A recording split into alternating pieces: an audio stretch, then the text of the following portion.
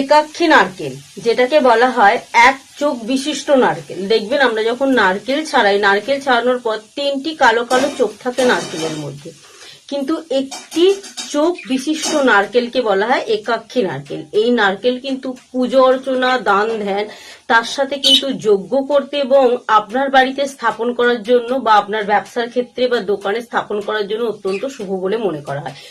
এই নারকেল কিন্তু দুর্লভ। এটি যদি আপনি দর্শন পেয়ে যান বা আপনি যদি এটিকে আপনার বাড়িতে এনে বা ব্যবসার ক্ষেত্রে বা দোকানে স্থাপন করতে পারেন, যে কোনো শুভ দিনে অত্যন্ত শুভ বলে মনে করা হয়। আপনি অবশ্যই কিন্তু এই মল মাস বা অধিক মাস, যেটা জ্যৈষ্ঠ মাসে পড়েছে 3 বছর পর, এই মাস চলাকালীন যদি আপনি আপনার বাড়িতে এই একটি নারকেল স্থাপন করতে পারেন, কি করবেন, একাক্ষী নারকেল আপনি সংগ্রহ করে আনবেন যে কোনো পুজো সামগ্রী যেখানে পাওয়া যায় সেই সমস্ত দোকান থেকে।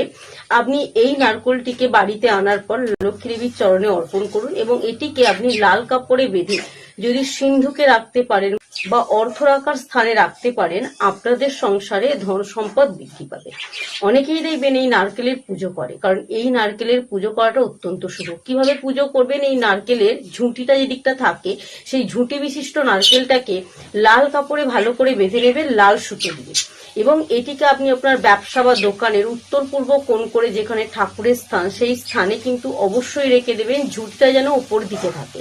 এবং এটিকে প্রতিদিন আপনারা পুজো করবেন, অর্থাৎ ধূপ দেখাবেন, প্রদীপ জ্বালাবেন। পুরো একটা বছর পর যেই দিন আপনি এটিকে স্থাপন করেছিলেন আপনার দোকানে বা ব্যবসার ক্ষেত্রে বা আপনার ব্যবসার স্থানে, 1 বছর পর এটিকে জলে বিসর্জন দিয়ে আবার নতুন করে নারকেল যদি আপনারা স্থাপন করতে পারেন, অত্যন্ত শুভ। তবে স্থাপন করার সময় লাল কাপড়ে রেখে বাঁধার আগে কিন্তু আপনারা ঘি এবং সিঁদুর দিয়ে আপনি অবশ্যই তার মধ্যে একটি স্বস্তিক চিহ্ন আঁকবেন, তারপর সেটিকে লাল কাপড়ে বেঁধে লাল সুতো দিয়ে বেঁধে রাখবেন এবং স্থাপন করবেন, অত্যন্ত শুভ বলে মনে করা হয়। আপনি কি জানেন, আমরা যখন পুজো দিতে যাই নারকেল কিন্তু ফাটাই।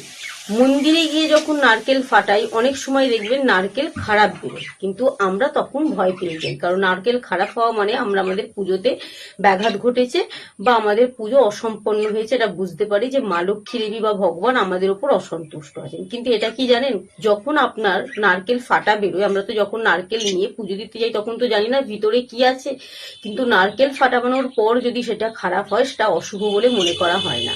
এতে কিন্তু আপনার জীবনে যে কোনো শুভ প্রভাব ঘটবে, সেটি কিন্তু মা লক্ষ্মী দেবী বা ভগবান আপনাদেরকে আগে থেকে সংকেত দিয়ে দেয়। তো এটা নিয়ে ভয় পাওয়ার কিছু নেই। তবে এটা মাথায় রাখবেন, কোনো মহিলা কিন্তু নারকেল ফাটাবেন না, কারণ কোনো মহিলা বা বিবাহিত মহিলা বা বিবাহিত ছাড়াও যে কোনো মহিলা মন্দিরে পুজো দিতে যাওয়ার সময় নারকেল ফাটানোটা অত্যন্ত অশুভ বলে মনে করা হয়। এই নারকেল ফাটানোর কাজটা কিন্তু পুরুষদের জন্যই অতিরিক্ত শুভ বলে মনে করা হয়।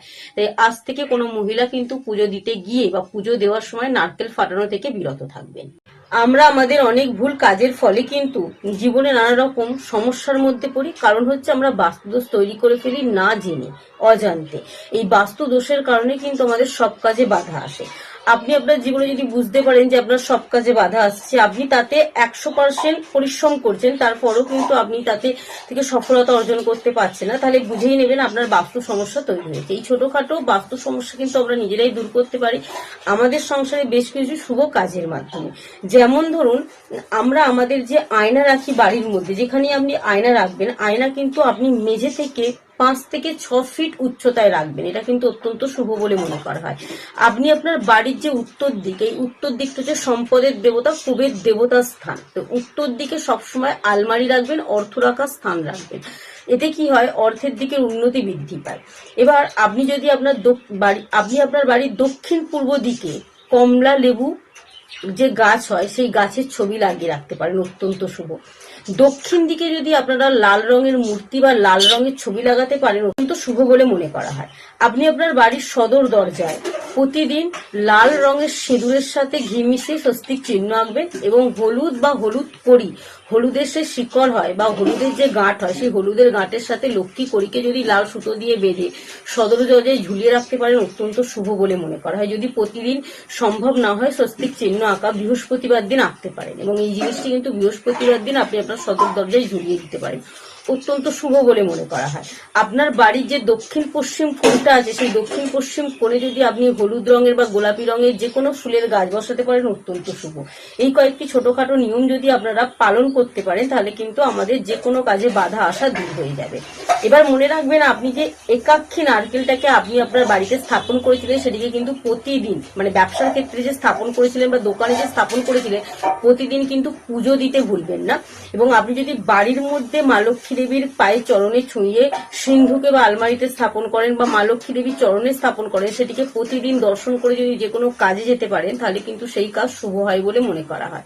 এবং আপনি যদি মনে করে থাকেন মা লক্ষ্মী দেবীর আশীর্বাদ আপনি লাভ করতে পারবেন, মা লক্ষ্মী দেবীর সকল সংখ্যার মধ্যে 6 সংখ্যাটি 9 সংখ্যাটি অত্যন্ত শুভ। কমেন্ট বক্সে 6 এবং 9 সংখ্যাটি 3 বার লিখে যেতে ভুলবেন না। এছাড়াও যদি মনে হয় ভিডিওর থেকে কিছু শিখতে পারলেন, ভিডিওটা একটু শেয়ার দেবেন যাতে সকলে জানতে পারে।